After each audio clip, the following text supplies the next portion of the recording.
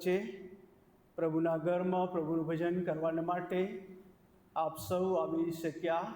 આપ સૌનો ખૂબ ખૂબ આભાર માનીએ છીએ. ઈશ્વરના વચન તરફ જઈએ તે પહેલાં આપ સર્વને આવકારું છું. ગુડ મોર્નિંગ કહું છું, જય મસીહ કહું છું. ગુડ મોર્નિંગ, જય મસીહ. આવો પ્રાર્થનામાં જોડાઈએ, પ્રાર્થના કરીએ. વચન આપનાર ને વચન ની મારફતે વૃદ્ધિ આપનાર વિશ્વાસુ દેવ, બોલનાર અને સાંભળનાર દરેકની સાથે તમારા વચન મારફતે આજે તમે વ્યવહાર કરો. આજે સમસ્ત વિશ્વમાં જ્યાં જ્યાં તમારું પવિત્ર વચન આવી રહ્યું છે એ જગ્યાઓને પ્રભુ તમે બીજો આશીર્વાદી કરજો અને દ્વારા સારા ફળો આવે એવી પ્રાર્થના અમે કરીએ છીએ. ઈસુ અમારા પ્રભુના નામમાં માંગીએ છીએ, આમેન. પ્રેરિતોના કૃત્યો 12મો અધ્યાય 1-25 એટલે કે અંત સુધી પ્રભુના વચનો આપણે વાંચ્યા. તેમાંથી કેટલીક મહત્ત્વની બાબતો આપણે જોઈશું. તે અગાઉ ઈશ્વરનો આભાર માનીએ છીએ ગુજરાત ડાયોસીસને માટે, માન્ય બિશપ સાહેબને માટે, અધિકારી ગણને માટે કે જેઓએ સમસ્ત ગુજરાત ડાયોસીસમાં ઓગસ્ટ માસને પ્રાર્થના પર્વ તરીકે જાહેર કર્યું અને દર વર્ષે દિશામાં એ આશીર્વાદનો અનુભવ તમે ને હું કરી રહ્યા છે. અને આ ઓગસ્ટ માસ દરમિયાન આ પ્રાર્થના પર્વ આપણા કુટુંબ માટે, આપણા વ્યક્તિગત જીવનને માટે ઈશ્વર ખરા અર્થમાં આશીર્વાદી બનાવશે એવું મારું ખાતરીપૂર્વકનું માનવું છે. CNI ક્રાઇસ્ટ ચર્ચ દાહોદ દર રવિવારે જુદા જુદા સેમિનાર્સ પણ થાય છે. જુદા જુદા વચનના સેવકો પણ આપણને મળે છે. પ્રભુનો આપણે આભાર માનીએ છીએ. દરેક મંડળીમાં આ પ્રકારનું આયોજન એક રીતે શક્ય નથી, પરંતુ પોતપોતાની મંડળી પોતપોતાની વ્યવસ્થામાં એ આયોજન સાથે પ્રાર્થના પર્વની ઉજવણી કરી રહ્યું છે. સાથે સાથે CNI ગુજરાત ડાયોસીસની એક બીજી પહેલ જેનો અનુભવ 26 એપ્રિલના રોજ આપણે કર્યો અને આજે પણ આપણે એ પરીક્ષા મારફતે કરવાના છે. બાઇબલ ક્વિઝ માથ્ય અને ત્યારબાદ માર્ક, નેક્સ્ટ લુક અને સુવાર્તા, ચોથી સુવાર્તા તરફ અમારી પ્રાર્થના અને શુભેચ્છા છે.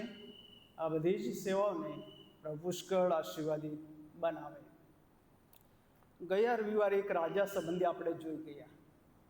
એક એવો રાજા કે જેણે ઇઝરાયલમાં એના પિતાનું નામ ડૂબાડ્યું અને રાજાનું નામ મનાસા. 12 વર્ષની નાની ઉંમરે રાજગાદી પર આવ્યો. 55 વર્ષ સુધી એણે રાજ્ય કર્યું અને એના પિતા હિઝકિયા પ્રભુનું ભય રાખનાર, અને એના માટે એવું કહેવામાં આવ્યું કે ઈશ્વરની દૃષ્ટિમાં જે સારું હતું તે તેણે કર્યું. પણ મનાસાના માટે કહેવામાં આવ્યું કે ઈશ્વરની દૃષ્ટિમાં તેણે જે ભૂંડું છે તે તેણે કર્યું. અને જ્યારે તેને બંદીવાન બનાવીને બેડીઓથી બાંધીને લઈ જવામાં આવ્યો પ્રદેશમાં, ત્યારે ત્યાં તેમને ભાન થયું અને પોતાના દેવની આગળ તે કાલાવાલા કરવા લાગ્યો, દીન થઈ ગયો.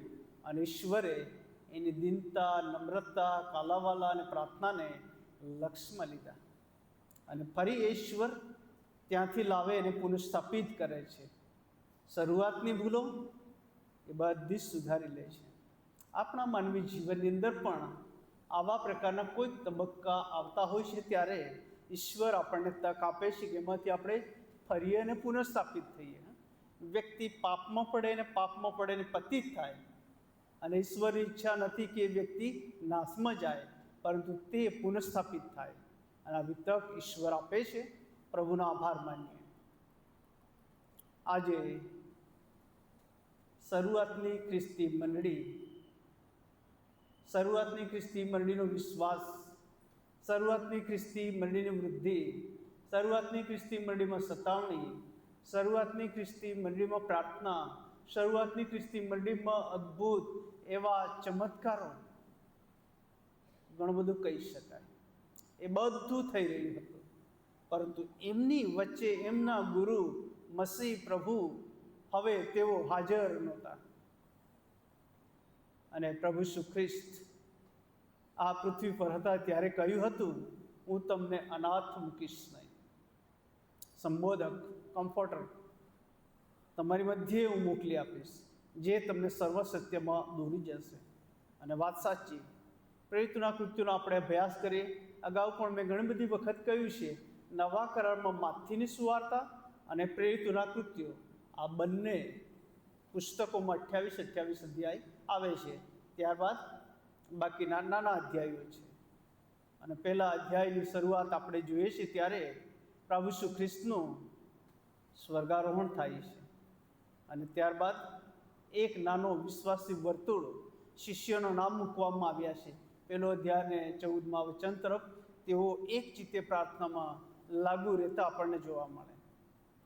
બીજા અધ્યાય તરફ આપણે આવીએ છીએ ત્યારે ત્યાં આપણને જોવા મળે છે 50માનો દિન આવે છે. એ જ દિવસે અદ્ભુત કામ થાય છે અને 3000 માણસો વિશ્વાસ કરે છે. 3000 લોકોનું હૃદય પરિવર્તન થાય છે. બીજા અધ્યાયમાં, ત્રીજા અધ્યાયમાં જન્મથી એક લંગડા માણસનું, ચોથા અધ્યાયમાં સમરૂની બાઈ અને સમરૂન ગામનું, 5મા અધ્યાયમાં 38 વર્ષથી માંદા માણસનું, 6ઠ્ઠા અધ્યાયમાં ગ્રીક અને હિબ્રુનો જે પ્રશ્ન વહેંચણીનો વિધવાઓનો એની વાત, 7મો અધ્યાય છેલ્લી કલમ તરફ દ્રષ્ટિ કરીએ ત્યારે એક વ્યક્તિ શહીદ થઈ જાય છે 7 સેવકોમાંનો, જેનું નામ સ્ટેફન છે. પછી 7મા અધ્યાય 8મા અધ્યાય તરફ આપણે વધીએ છીએ. યરુશલેમની મંડી પર ભારે સતાવણી ઊભી કરવામાં આવી અને છેક 12મા અધ્યાય સુધી આવીએ છીએ ત્યારે એક બાજુ મંડળીની વૃદ્ધિ હતી, બીજી બાજુ મંડળીનો વિરોધ હતો અને ત્રીજી એની સાઈડ વિજય આપણને જોવા મળે. 11મો અધ્યાય જો તમે દ્રષ્ટિ કરો ત્યાં મંડળી કેવી રીતે વૃદ્ધિ પામે અને વિશેષ કરીને અંત્યોખની મંડળી એ કેવી રીતે વિસ્તૃત બને, વિસ્તરણ પામે, વૃદ્ધિ પામે છે એની નોંધ આપણને જોવા મળે છે. એના તરફ આપણે જોવા નથી માંગતા, પરંતુ એની સાથે સાથે 12મો અધ્યાયમાં કેટલીક બાબતો છે એના માટે આપણે જોઈશું. અને વિશેષ કરીને 5મી કલમ અને 12મી કલમ, 12:5, 12:12. પણ પિત્તરને તો જેલમાં મૂકવામાં આવ્યું, પણ મંડળી આગ્રહથી દેવની પ્રાર્થના કરતી હતી. એક દીકરો એક વયસ્ક પુરુષની પાસે ગયો અને કહ્યું કે મને પ્રાર્થના કરતા શીખો ને, કેવી રીતે પ્રાર્થના કરવી જોઈએ, અથવા અસરકારક પ્રાર્થના કેવી હોવી જોઈએ, અથવા પરિણામ લાવનારી પ્રાર્થના કેવી હોવી જોઈએ. અને પછી તે માણસે શું કહ્યું, સારું તો ચાલ, નદી પર લઈ ગયો. નદી પર લઈ જઈને કહ્યું ચાલ મારી સાથે તરવાના માટે. અને પછી થોડું છીસરું પાણી હતું, ત્યાં સુધી સારું લાગ્યું અને મજા આવી અને લાગ્યું કે અરે આ માણસ તો મારી સાથે છે, મને બચાવી લેશે, મને ડૂબવા દેશે ને. પછી ઊંડાણમાં લઈ જાય છે અને પછી છોડી દે છે, કહ્યું કે હવે તર. કદી જીવનમાં આવી રીતે નદીમાં, એ ઊંડાણમાં એ દીકરો ગયો નહોતો. અને પછી એ તો ડૂબવા લાગ્યો, હાથ ઊંચા કરવા લાગ્યો, થોડું માથું બહાર કાઢે, મને બચાવો બચાવો. અને ત્યાં સુધી પેલો વયસ્ક પુરુષ એનાથી થોડે પાસે જ હતો, આ બધું જોયું. અને હવે જાણે કે ડૂબવાની તૈયારીમાં છે એટલામાં એનો હાથ પકડી લીધો અને પછી ધીરે ધીરે બહાર લાવ્યો. અને જુવાન દીકરો એટલો ગભરાઈ ગયો, એટલો ચિંતા મુકાઈ ગયો, એટલો હાંફ ચડ્યો, જાણે કે જીવનમાં કદી આ નદીમાં આવવાનું જ નહીં હવે તો. અને એણે એમ કહ્યું કે તમે મારી સાથે આવું કેમ કર્યું? મેં તો જે અપેક્ષા રાખી હતી કે તમે મને પ્રાર્થના કરતા શીખો અસરકારક પ્રાર્થના કરતા શીખો. આવું શા માટે કહ્યું? અને તે માટે વયસ્ક પુરુષે કહ્યું, જો હું તને સીધી સરળ ભાષામાં કે વાર્તા રૂપે બાબત જણાવું તો કોઈક રીતે તને ખબર ન પડે અથવા એની અસરકારકતા ન રહે, પરંતુ હું તને નદીમાં અને એ ઊંડાણમાં એટલા માટે જઈને મૂક્યો અને છોડ્યો કે જેથી કરીને અસરકારક પ્રાર્થના કેવા હૃદયની હોય. પ્રભુ બચાવો, પ્રભુ બચાવો. પિત્તરે પણ આવું કરીને, હે પ્રભુ મને બચાવો. શિષ્યોએ પણ કહ્યું હતું, હે પ્રભુ અમને બચાવો. અનેક એવા લોકો હતા, અસાધારણ પરિસ્થિતિમાં મુકાયેલા હતા, તેઓએ પણ ઈસુને કહ્યું, હે સ્વામી અમારા પર દયા કરો, અમને બચાવો. અને જ્યારે વ્યક્તિ ખરા હૃદયથી, ખરા ભાવથી, ખરા મનથી ઈશ્વરને વિનવે પ્રાર્થના કરે છે, ત્યારે પ્રાર્થના પરિસ્થિતિ બદલે છે. શું તમે માનો છો પ્રાર્થના પરિસ્થિતિ બદલે? આજે એ વિષય પર આપણે આગળ વધવાના છે. પ્રાર્થના પરિસ્થિતિ બદલે છે. બહુ સિમ્પલ એવું આ વાક્ય છે અને આપણે બધા જ જાણીએ છીએ. પ્રાર્થના પરિસ્થિતિ બદલે છે. અનેકને આપણે ઉત્તેજન આપતા આ વાક્ય અનેક વખત આપણે કહી દીધું હશે. અને કેવું જોઈએ કે પ્રાર્થના પરિસ્થિતિ બદલે છે. તો 12મા અધ્યાય તરફ આપણે દ્રષ્ટિ કરીએ. એક બાજુ મંડળી વૃદ્ધિ પામી રહી હતી, બીજી બાજુ એ મંડળી વૃદ્ધિ પામતા અટકે એ માટે વિરોધ શરૂ કરવામાં આવ્યો. મંડળી કેવી રીતે વૃદ્ધિ પામી રહી હતી?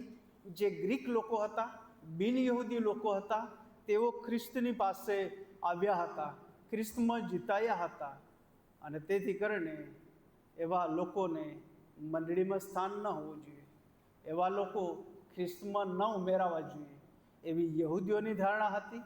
અને એ ધારણામાં કેટલાક પંથો પણ ભળ્યા અને પછી વિરોધ શરૂ કરવામાં આવ્યો.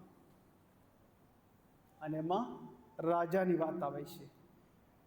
1 થી 5 કલમ જોઈએ ત્યાં આપણને જે વિરોધની વાત છે એ વાત જોવા મળે છે. આશરે તે જ વેળાએ હેરોદ રાજાએ મંડળીના કેટલાયકની સતામણી કરવા હાથ લંબાવ્યા. હવે હેરોદ રાજા સંબંધી આપણે અનેક વખત સાંભળી ગયા છે. હેરોદ રાજા એમ કહીએ છીએ ત્યારે હેરોદ વંશના જુદા જુદા રાજાઓ થઈ ગયા. પ્રભુ ઈસુ ખ્રિસ્તના સમયમાં જે રાજા હતા, હેરોદ માંથી 2 અધ્યાયમાં પ્રભુ ઈસુ ખ્રિસ્તનો જન્મ થયો ત્યારની વાત. એ તો ગ્રેટ હેરોદ, મહાન હેરોદ હતા. અને પૂર્વથી જે માંગીઓ આવ્યા હતા અને રાજાની પાસે જઈને આ પ્રશ્ન કર્યો કે યહૂદીઓનો જે રાજા જન્મ્યો તે ક્યાં છે? કેમ કે અમે તેમનું ભજન કરવા આવેલા છે. અને એ ગ્રેટ હેરોદ હતો. અને જ્યારે પરત બીજા માર્ગે એ માંગીઓ જાય છે ત્યારે રાજા ગુસ્સે થાય અને બેથલેમ અને તેની સીમના 2 વર્ષથી નીચેના બાળકોની કત્લેઆમ કરાવે છે, મર્ડર કરાવે છે. Great Herod. અને એનો જ આ પૌત્ર હેરોદ આંતિપાસ અથવા હેરોદ અગ્રિપા, જેને કેટલાક કહે છે, એક આ હતો કે જેણે શરૂઆતની મંડળીની અંદર વિરોધ દર્શાવ્યો, કેર વર્તાવ્યો. એક બાજુ રોમન સમ્રાટ મારફતે કેટલોક રાજ્યને કેટલોક હિસ્સો સત્તાને માટે આ હેરોદને આપવામાં આવેલો હતો કે એની સંભાળ લે, એની કાળજી લે અને એનો એ રાજા તરીકે સારો વહીવટ કરે. પરંતુ યહૂદીઓને આ હેરોદ એમ કહું છું ત્યારે અગ્રિપા એ ગમતો નહોતો. એની પાછળનું કારણ કેમ કે એમનો ઉછેર રોમમાં થયો હતો અને રોમમાં ઉછેર થયો હતો ત્યારે યહૂદીઓનું જે નિયમશાસ્ત્ર એનું પાલન કરવાનું શિક્ષણ પણ એની સાથે જોડાયેલું હતું, એ સમજણ પણ એની સાથે હતી. અને એવા સમયે આ હેરોદ યહૂદીઓને ખુશ કરવાને માટે એવો તેના પક્ષમાં જોડાય ને મજબૂત પક્ષ બને એ હેતુસર મંડળીની સતામણી કરે છે. અને મંડળીમાં જોઈએ તો મંડળીનો પહેલો શહીદ 7મા અધ્યાયના છેલ્લા વચનમાં આપણે જોઈએ છીએ 53. અને પ્રેરિતોની વાત કરીએ એમાં પહેલો જો શહીદ હોય તો યાકૂબ, યોહાનનો ભાઈ યાકૂબ, જે 12મા અધ્યાયના પ્રથમ વચનમાં આપણને મળે છે. અને લખવામાં આવ્યું છે પહેલી બીજી કલમમાં, આશરે તે જ વેળાએ હેરોદ રાજાએ મરડીના કેટલાકની સતાવણી કરવા હાથ લંબાવ્યા. તેણે યોહાનના ભાઈ યાકૂબને તલવારથી મારી નંખાવ્યો.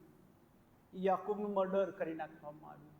યહૂદીઓને આ વાત ગમશે, યહૂદીઓ ખુશ થશે અને એની પરાકાષ્ઠા તરફ તે આગળ વધી રહ્યો હતો. અને ત્રીજા વચનમાં એવું લખવામાં આવ્યું કે યહૂદીઓને એ વાત ગમે છે એમ જોઈને તેણે પિત્તરને પણ પકડ્યો.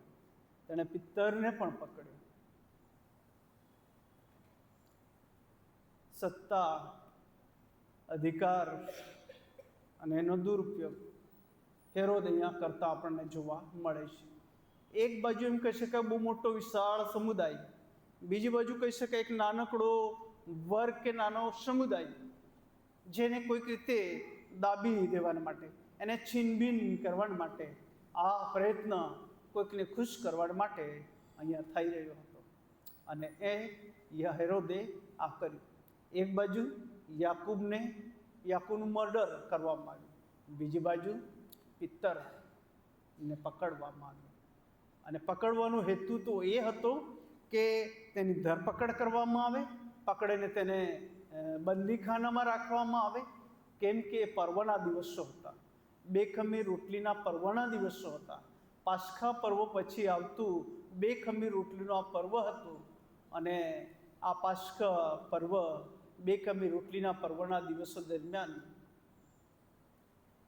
યહૂદી નિયમશાસ્ત્ર પ્રમાણે, યહૂદી કાયદાઓ પ્રમાણે કોઈ પણ ગુનેગારને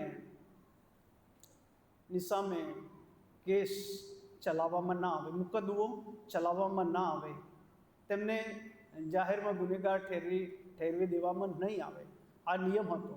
અને જેના કારણે પિત્તરને પકડીને પછી બંદીખાનામાં, જેલમાં પૂરવામાં આવ્યો. ચોથી કલમમાં તેણે તેને પકડીને બંદીખાનામાં નાખ્યો અને તેની ચોકી રાખવા સારું 4 સિપાહીઓની 4 ટુકડીઓને સોંપ્યો. અને પાસ્ખા પર્વ પછી લોકોની પાસે તેને બહાર લાવવાનો હેરોદનો ઈરાદો હતો. બંદીખાનામાં પૂર્યો, ચોકી રાખવા સારું 4 સિપાહીઓની એક ટુકડી બનાવવામાં આવી. પૂરતો બંદોબસ્ત, પૂરતી વ્યવસ્થા, પૂરતો જાપ્તો કે જ્યાંથી પિત્તર કદી છટકી જ ન શકે. અને એ પણ બેડીઓથી, સાંકળોથી એને બાંધીને ત્યાં રાખવામાં આવે. અને આવી પરિસ્થિતિમાં આપણે જોઈએ છીએ 5મું વચન, તેથી તેણે પિત્તરને બંદીખાનામાં રાખ્યો, પણ મંડળી તેને સારું આગ્રહથી દેવની પ્રાર્થના કરતી હતી. પિત્તર બંદીખાનામાં, પ્રભુની મંડળી પ્રાર્થના કરતી હતી. પ્રભુની મંડળી, અને વિશેષ કરીને શરૂઆતની ખ્રિસ્તી મંડળીનું આ ખાસ લક્ષણ હતું કે તેઓ એકતામાં રહેતા હતા, તેઓ પ્રાર્થનામાં રહીને વિજય હાંસલ કરતા હતા. પ્રાર્થના એ પરિસ્થિતિ બદલે છે. આપણે જોઈએ છીએ પ્રાર્થના મારફતે દાનિયેલ સિંહોના બિલમાંથી બહાર આવે છે. પ્રાર્થના મારફતે એમ કહી શકાય કે 3 સંતો અગ્નિની ભઠ્ઠીમાંથી વિજય પ્રાપ્ત કરે છે. પ્રાર્થનાની મારફતે ઈશ્વર અનેક જીવનો બદલે છે. અને માટે જ્યારે આપણે ઈશ્વરની તરફ ફરીએ, કાલાવાલા કરીએ, પ્રાર્થના કરીએ, ત્યારે ઈશ્વર આપણી પ્રાર્થનાઓ સાંભળે છે, એના જવાબ આપે છે. 19 જૂનના રોજ આજ પ્રભુ ઘરમાં મેં જાહેરાત કરી. જાહેરાતો પૂરી થઈને પછી કહ્યું આપણે એક મુદ્દાને માટે પ્રાર્થના કરીએ. વરસાદ નહોતો, અનિયમિત હતો. આખી મંડળી પ્રાર્થનામાં જોડાઈ. અને એના બીજા કે ત્રીજા દિવસે ધોધમાર વરસાદ આવ્યો. અને એના પછી એક પછી કેટલાક આપણી મંડળીના મિત્રો અને આગેવાનોએ ફોન કર્યા, રૂબરૂ પણ મળ્યા અને મને કહ્યું કે સાહેબ આભાર, જે મુદ્દાને માટે તમે ઊભા કર્યા અને પ્રાર્થનાનો જવાબ ઈશ્વરે આપ્યો હતો. અને સાચે જ મંડળી તરીકે જ્યારે આપણે આગ્રહથી પ્રાર્થના કરીએ છીએ કોઈક બાબતને માટે એ ઈશ્વરનો જવાબ આપે છે. હવે આ સમય પિત્તરના માટે, એ બંદીખાનામાંથી નીકળવાના માટે કોઈ શક્યતા નહોતી. એવી સાંકળોથી બાંધેલો હતો. 4 સિપાહીઓની ચોકી પહેરો એમના પર હતો. અને મંડળીને ખબર હતી અમે એક નાનું જૂથ, એક નાનો વર્ગ, અમે કશું જ કરી શકીએ એમ નથી. એ રાજા છે, સત્તા છે, એમનો અધિકાર છે, એમની આગળ અમે કશું જ કરી શકીએ એમ નથી. પરંતુ રાજાઓના રાજા અને પ્રભુઓના પ્રભુ, જેમણે આ જગતમાં એમને જીવન આપ્યું હતું, વિશ્વાસ આપ્યો હતો, એ ઈશ્વરના પ્રેમનો અનુભવ એ વિશ્વાસીઓ કરી શક્યા હતા. અને એ જ લોકો પિત્તરને બંદીખાનામાં રાખ્યો, પણ મંડળી આગ્રહથી દેવની પ્રાર્થના કરતી હતી. આગ્રહથી દેવની પ્રાર્થના કરતી હતી. અને મંડળી જ્યારે દેવની પ્રાર્થના કરે છે ત્યારે ચોક્કસ જવાબ આપે છે ઈશ્વર. ઘણા બધા મિત્રો વખતો વખત પ્રાર્થના માટે ફોન કરે, પ્રેયર પોઈન્ટ્સ આપે, ખાસ વ્યક્તિઓ માટે પ્રાર્થના. કેટલાક મિત્રો જાહેર પ્રાર્થનાની અપેક્ષા રાખે, કેટલાક મિત્રો અંગત પ્રાર્થનાની અપેક્ષા રાખે છે. અને જ્યારે આપણે પ્રાર્થના કરીએ છીએ ત્યારે ઈશ્વર એનો જવાબ આપે છે. અને તેથી જ આપણી મંડળીમાં દર બુધવાર અને શુક્રવાર સવાર સાંજ 7 થી 8 પ્રાર્થનામાં આપણે મળીએ છીએ. એ માટે કે પ્રભુ એ પ્રાર્થના સંગત મારફતે વ્યક્તિને તો પ્રાર્થનામાં મજબૂત કરે, પરંતુ એ પ્રાર્થના દ્વારા બીજાઓના જીવનમાં પણ ઈશ્વરનું અદ્ભુત કામ થઈ શકે. ઈશ્વરનો આભાર માનીએ. તમે ને હું ઓગસ્ટ માસમાં, પ્રાર્થના પર્વના માસમાં આપણે પ્રવેશ કરી શક્યા. અને આપણી મંડળીની વ્યવસ્થામાં આપણા ઘરે આપણે જ્યારે બાઇબલ આવશે ત્યારે તો પ્રાર્થના કરીશું, પરંતુ રોજે રોજ કુટુંબ સાથે પણ આપણે એ પ્રેયર પોઈન્ટ છે, બીજી પ્રાર્થના વિનંતીઓ છે, એને કેન્દ્રમાં રાખીને પ્રાર્થના કરીએ. અને આખો માસ ખરા અર્થમાં પ્રાર્થનામય બને. અને વર્ષમાં આ 1 મહિનો એ પ્રાર્થનાનું બળ આપણને એવી રીતે તૈયાર કરીને મજબૂત કરે કે બાકીના જે મહિનાઓ છે એમાં ઈશ્વર આપણને આત્મિક પોષણ આપે, આત્મિક બળ આપે અને આત્મિક રીતે વૃદ્ધિ પામવા માટે ઈશ્વર આપણને સહાય અને મદદ કરે. 6થા વચનથી બીજી બાબત આપણને જોવા મળે છે, તે આપણે જોઈશું. હેરોદ તેને એટલે પિત્તરને બહાર લાવવાનો હતો. તેની આગલી રાત્રે પિત્તર 2 સિપાહીઓની વચ્ચે 2 સાંકળોથી બાંધેલો ઊંઘતો હતો. અને ચોકીદારો બારણા આગળ બંદીખાનાની ચોકી કરતા હતા. હેરોદ પિત્તરને બહાર લાવવાનો હતો. તેની આગલી રાત્રે 2 સિપાહીઓ વચ્ચે 2 સાંકળોથી બાંધેલો, અને બાકીના સિપાહીઓ બારણા આગળ ચોકી કરતા હતા. અને આ એક એવો કડક કાયદો અને નિયમ હતો. કોઈ કેદી કે જેને સાંકળોથી, બેડીઓથી બંધક બનાવવામાં આવે તો એને એવું નહીં કે કોઈ એક રૂમમાં પૂરી દીધો, બીજા દિવસે કાઢી લેવામાં. ના, રોમન જે કાયદાઓ હતા બહુ સખત હતા, કપરા હતા, ક્રૂર હતા. અને અહીંયા આપણે જોઈએ છીએ કે સામાન્ય રીતે કેદીને એવી રીતે બાંધવામાં આવે, ડાબો હાથ કેદીનો અને પછી સામે સિપાઈ છે એનો જમણો હાથ બાંધવામાં આવે. અને એવી જ રીતે જમણો હાથ એવી રીતે સિપાઈને પણ કેદીની સાથે બાંધવામાં આવે, એકલો મૂકવામાં નહોતો આવતો. અને અહીંયા 2 સિપાઈઓને પણ પિત્તરની એ સાંકળોથી જ જકડી દેવામાં આવ્યા હતા. તેમના આમાં હાથમાં હાથ પરોવીને એમને બાંધી દેવામાં આવ્યા હતા. આપણે કલ્પના કરીએ, એકબીજાના હાથ જ્યારે આપણે પકડીએ 2 મિનિટ 5 મિનિટ આપણે થાકી જઈએ ને આપણે કે હવે છોડી દો. ઘણી બધી વખત આપણે વર્તુળમાં પ્રાર્થના કરીએ, હાથ પકડીને પ્રાર્થના કરીએ, 10 મિનિટ પછી પણ આપણે થાકી જતા હોઈએ છીએ. અથવા તો હાથ ઊંચા કરવાની વાત આવે, થાકી જતા હોય. પરંતુ સિપાહીઓના હાથ સાથે હાથ જકડી દેવા, બાંધી દેવા, જેથી કરીને કેદી ભાગે નહીં અને સિપાહીઓ પણ એમની સામે જ રહે. અને બાકીના જે સિપાહીઓ હતા બંદીખાનાની ચોકી રાખતા હતા. આવો પૂરતો બંદોબસ્ત હતો. પિત્તરને માટે હવે કોઈ આશા નહોતી. મંડળી માટે જાણે કે હવે કોઈ આશા નહોતી કે પિત્તર હવે ત્યાંથી બહાર આવી શકે. શરૂઆતની મંડળીના પ્રખર કહેવાતા આ બે શિષ્યો, ઈસુની સેવા કરનાર બે શિષ્યો, યાકૂબનું મર્ડર થઈ જાય અને પિત્તરનું પણ મર્ડર કરવામાં આવનાર હતું. અને તેથી તેને જેલમાં પૂરી દેવામાં આવ્યું. પાસ્કા પર્વના દિવસોના કારણે જેલમાં, બંદીખાનામાં રાખવામાં આવ્યું.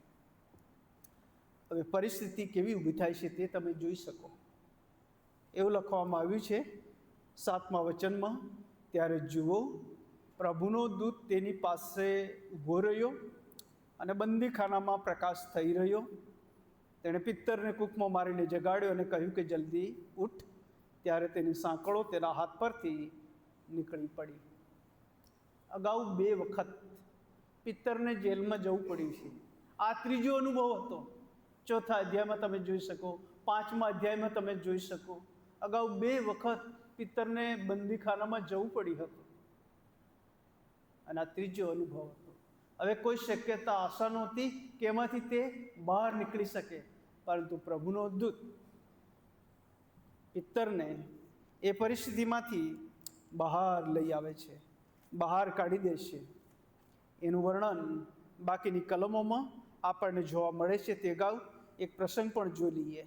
પ્રેરિતોના કૃત્યો 5મો અધ્યાય 17મા વચનથી એવું લખ્યું છે, 5:17, પણ પ્રમુખ યાજક તથા તેના સર્વ સાથીઓ જેઓ સદુકી પંથના હતા તેઓને બહુ ઈર્ષા આવી અને પ્રેરિતો ઉપર હાથ નાખીને તેઓએ તેમને બંદીખાનામાં પૂર્યા.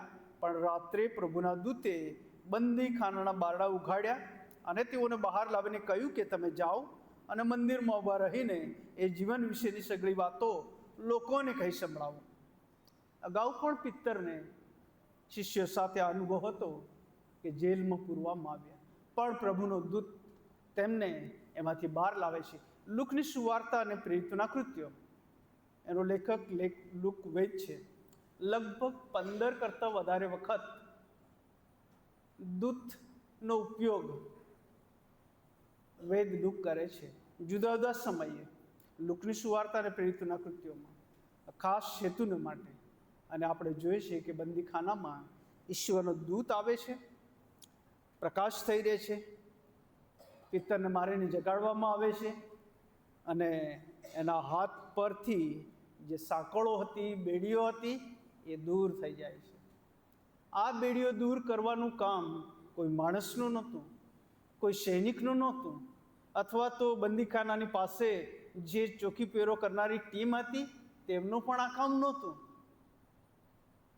પણ રાજાઓના રાજા અને પ્રભુઓના પ્રભુ જે દૂતને આદેશ કરે એ દૂત જાય અને કાર્ય ઈશ્વર તેની મારફતે કરાવે.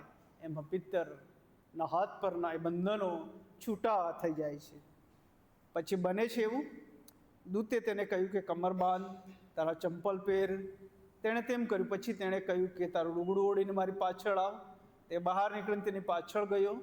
દૂત જે કરે છે તે ખરેખરું છે એમ તે સમજતો નહોતો, પણ મને દર્શન થાય છે એમ તે ધારતો હતો. હવે અહીંયા આપણે વિચાર કરીએ. પિત્તરને એવું લાગ્યું આ તો મને દર્શન થાય છે, આ ખરેખર વાસ્તવિક બની રહ્યું છે એવું એને અત્યાર સુધી લાગી નહોતું રહ્યું. અને આપણે જોઈએ છીએ કે પિત્તર એ તો બંને સિપાહીઓ વચ્ચે સાંકળથી બાંધેલો હતો. અને એમ કહેવામાં આવે છે કે તે ઊંઘતો હતો. 6થું વચન કહે છે 2 સાંકળોથી બાંધેલો ઊંઘતો હતો. આપણે વિચારી શકીએ કોઈ કેદીને સાંકળોથી બાંધ્યો હોય ને તે ઊંઘી જાય? કદી નહીં.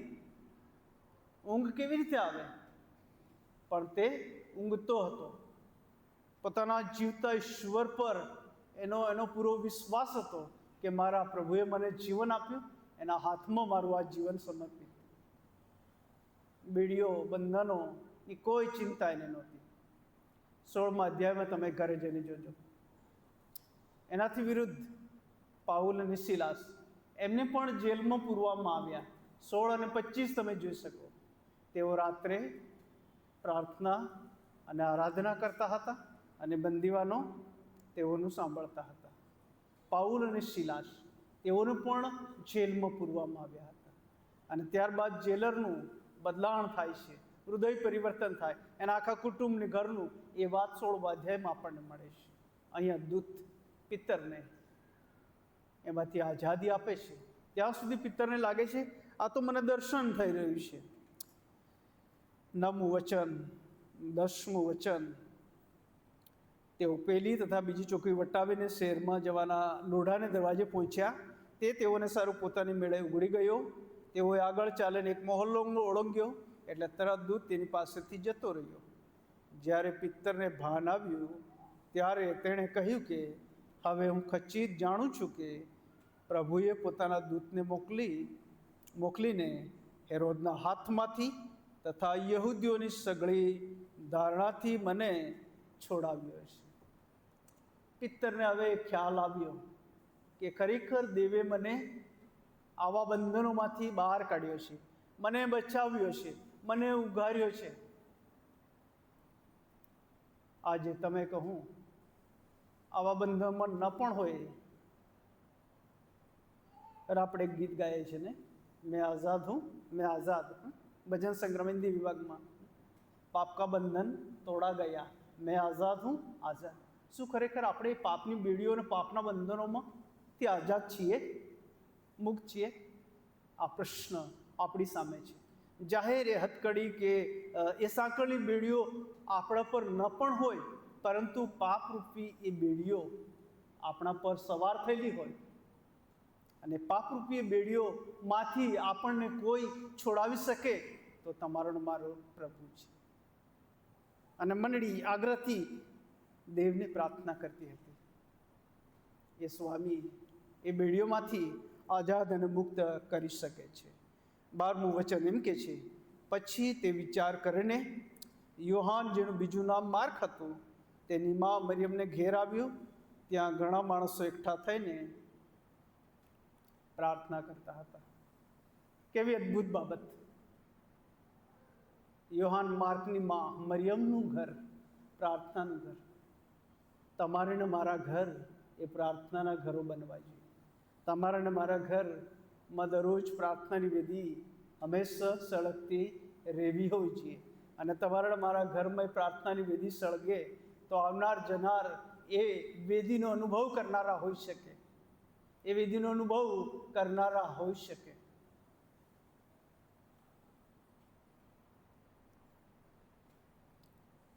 એક પ્રભુના સેવક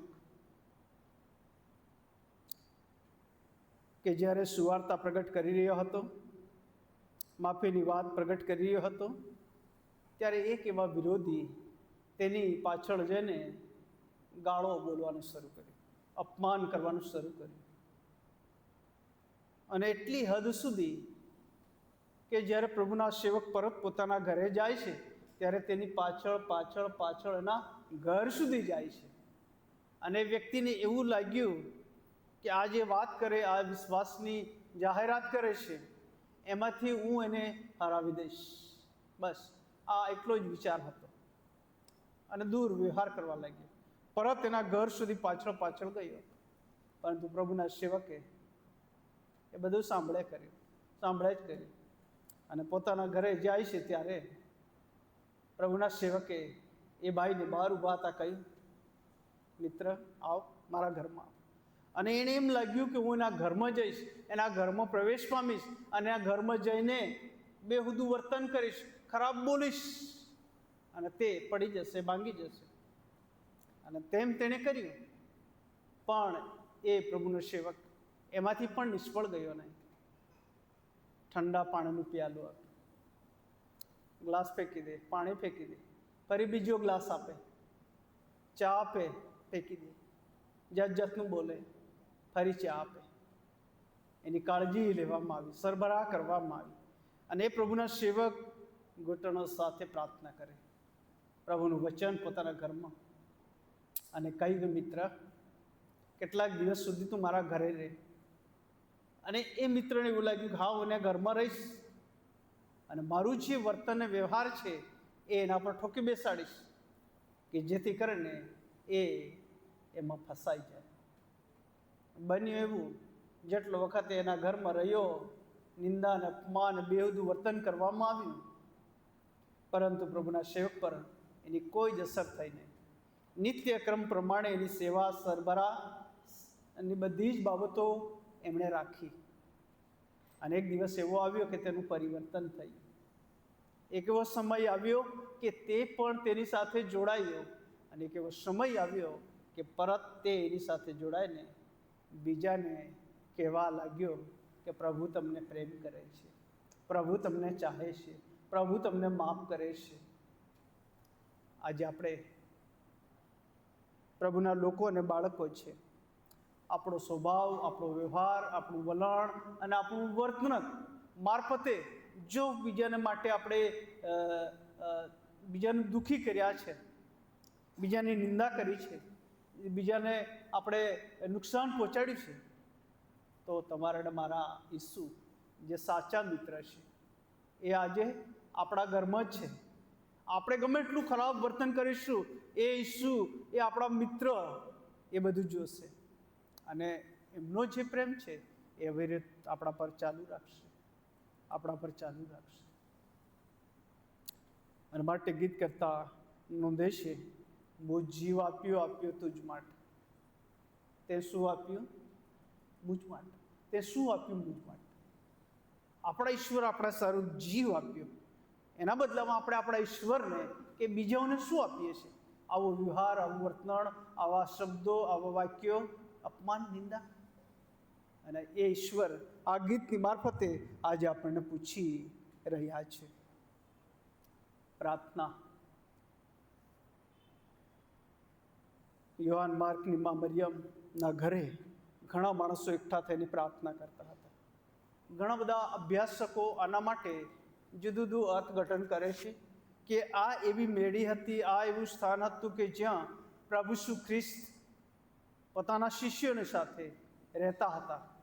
કેટલાક અભ્યાસકો એમ કહે છે કે આ એ સ્થાન, આ એ જગ્યા હતી કે જે મેળીમાં પ્રભુ ઈસુ ખ્રિસ્તે છેલ્લું ભોજન કર્યું હતું.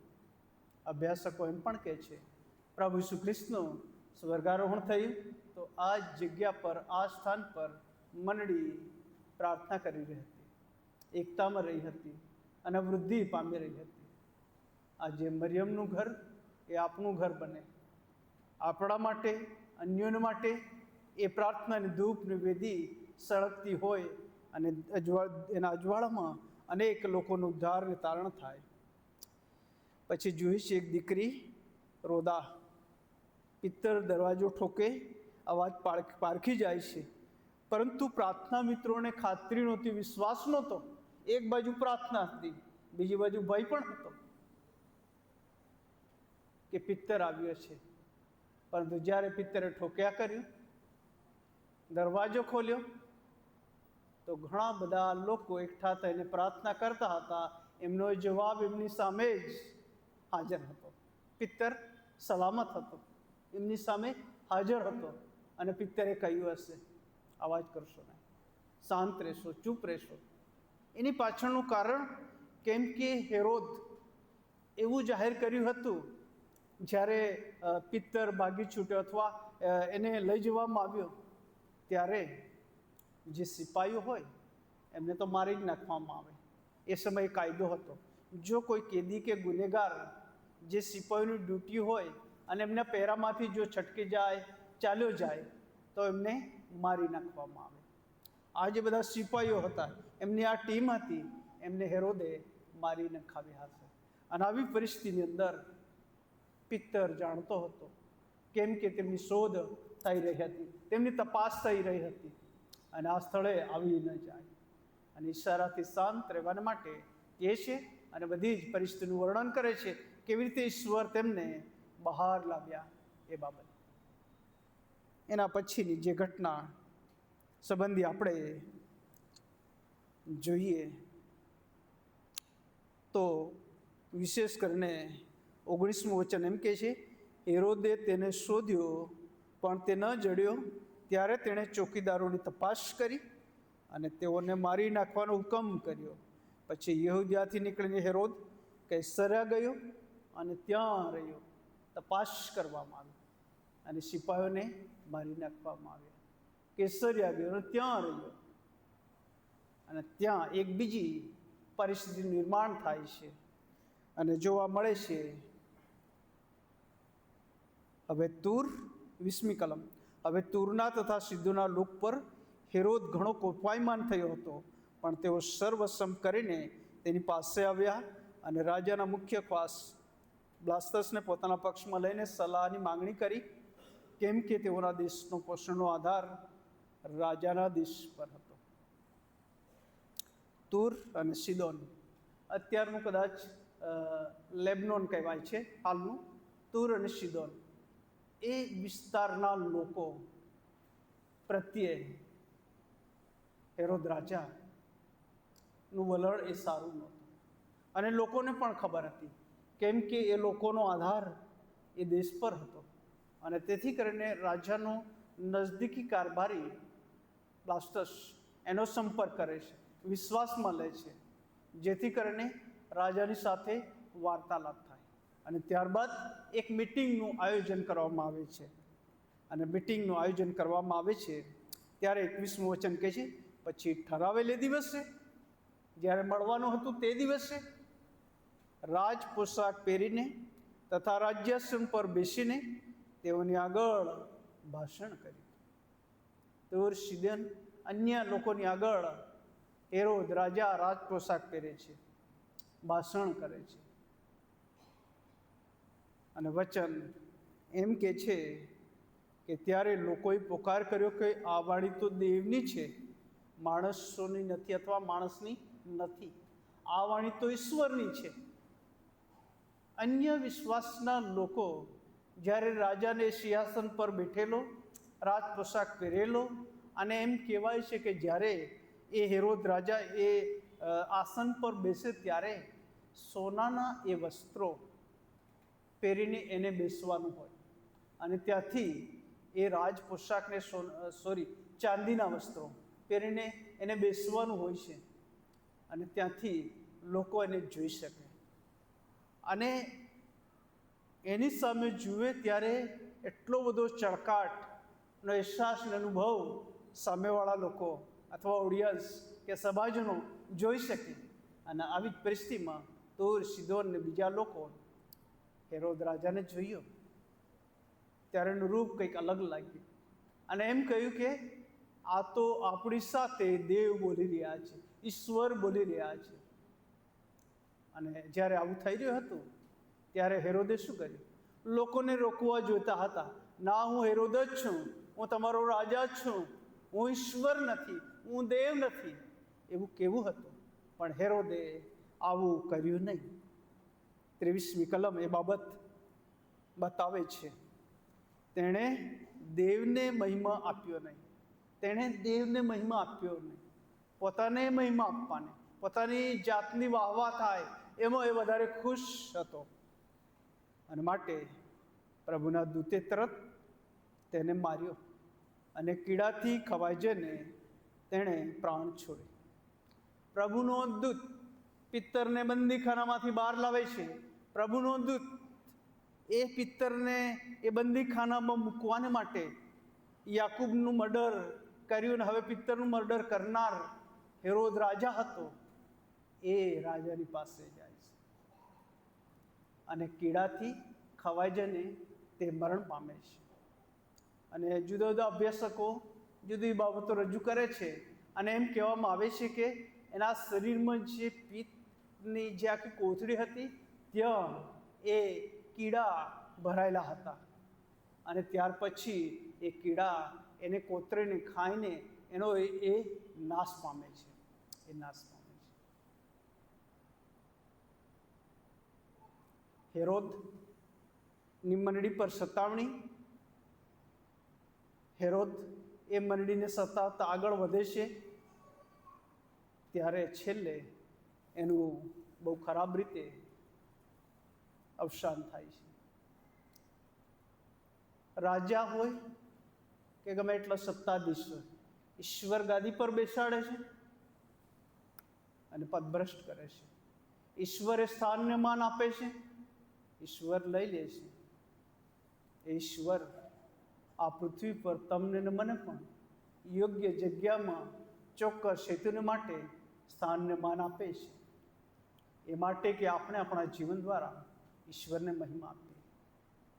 તમને કે મને અથવા દરેક વિશ્વાસીને વિરુદ્ધ આંગળી ચીંધેલી એ ઈશ્વર જુએ છે. કેમ કે તમારા મારા ઈશ્વર એ કદી આંખ બંધ કરતા નથી. અને યશાયા પ્રબોધક તો એટલે સુધી કહે છે, તેનો હાથ એટલો મંદ પડ્યો નથી, અથવા તેનો હાથ એટલો ટૂંકો થયો નથી, તેમનો કાન એટલો મંદ પડ્યો નથી કે તે સાંભળી ન શકે. ઈશ્વર જાગૃત છે, જુએ છે મંડળીના વિશ્વાસીઓ. અને ગમે તે વ્યક્તિ ફર્સ્ટ જનરેશન હોય, second, third, fourth, fifth, sixth, ગમે તે પેઢીના તમે હો, એ ઈસુ જુએ છે. સતાવણીના કારણે તમે કે તમારા વાલાઓએ જે કંઈ ગુમાવ્યું, ખરા અર્થમાં ગુમાવ્યું નથી. ઈશ્વરના માટે શહીદી, ઈશ્વરના માટે સ્વાર્પણ જ્યારે તમે કરો છો, ત્યારે ઈશ્વર અનેક ગણું વાળી આપે છે. ખ્રિસ્તી મંડળીની વૃદ્ધિ 11મા અધ્યાયમાં અંત્યોખની અને 12મા અધ્યાયમાં ખ્રિસ્તી મંડળીનો વિરોધ, અને પછી 13મા અધ્યાય તરફ આપણે દ્રષ્ટિ કરીએ છીએ, ત્યારે ખ્રિસ્તી મંડળીનો વિજય, ખ્રિસ્તી મંડળીની વૃદ્ધિની વાત આવે છે. કેટલાક સેવકો અંત્યોખની મંડળીમાં સમર્પણ સાથે આવે છે અને મંડળી તેને માટે પ્રાર્થના કરીને આગળ મોકલે છે. અને ત્યાર પછી એક પછી અનેક એવા સેવકો અને સેવિકાઓ જુદી જુદી જગ્યાઓ પર જાય છે અને દેવની વાતનો પ્રચાર અને પ્રસાર કરે છે. અંધકારમાંથી પ્રકાશમાં અનેક લોકો આવે છે. આજે તમારું મારું કામ પ્રાર્થના કરવાનું છે, પ્રચાર કરવાનું છે. આજે તમારું મારું કામ પ્રભુનું વચન વાંચવાનું છે, એ વચન બીજાઓને આપવાનું છે. આજે તમારું મારું કામ, આપણે ઈસુ પર વિશ્વાસ કરીએ છીએ ત્યારે ઈશ્વરની એ વિશ્વાસની જાહેરાત, કબૂલાત બીજા સુધી જવી જોઈએ. આજે તમારું મારું જીવન તેની સોડમ સુવાસ આપણા સુધી મર્યાદિત, આપણા કુટુંબ સુધી મર્યાદિત સીમિત ન રહેવી જોઈએ, બીજા સુધી જવી જોઈએ. અને એમ થશે તો પ્રભુના નામમાં આપણી કરેલી પ્રાર્થનાઓ પ્રભુ સાંભળશે, એનો જવાબ આપશે. ફરીથી છેલ્લે આપણે યાદ કરીશું 5મી કલમ. તેથી તેણે પિત્તરને બંદીખાનામાં રાખ્યો, પણ મંડળી તેને સારું આગ્રહથી દેવની પ્રાર્થના કરતી હતી. 12મું વચન. પછી તે વિચાર કરીને યોહાન, જેનું બીજું નામ માર્ક હતું, તે નિમા મરિયમને ઘેર આવ્યો. ત્યાં ઘણા માણસો એકઠા થઈને પ્રાર્થના કરતા હતા. આ પ્રાર્થના પર્વમાં આશા રાખીએ કે તમે કુટુંબ સાથે, સોસાયટી સાથે, અથવા મંડળીની જે પ્રાર્થના 30 ઓગસ્ટના રોજ રાખવામાં આવી છે, અર્ધરાત્રિ પ્રાર્થના 9 થી 12, એમાં જોડાવો, એકઠા થઈને પ્રાર્થના કરો અને પ્રભુ તમને આશીર્વાદ આપશે. જો આ પ્રાર્થના પર્વ દરમિયાન કોઈ કોટેજ પ્રેયર મિટિંગનું આયોજન કરે છે, જાણ કરશો, જોડાઈશું, આગળ વધીશું, સાથે બેસીને પ્રાર્થના કરીશું. પ્રભુ આ વચન દ્વારા આપણ સર્વને આશીષ આપે. પ્રાર્થના કરીને ત્યારબાદ ભજન સંગ્રહમાંથી 357 નંબરના ગીતમાં જોડાઈશું, દાન ઈશ્વરની આગળ લાવીશું.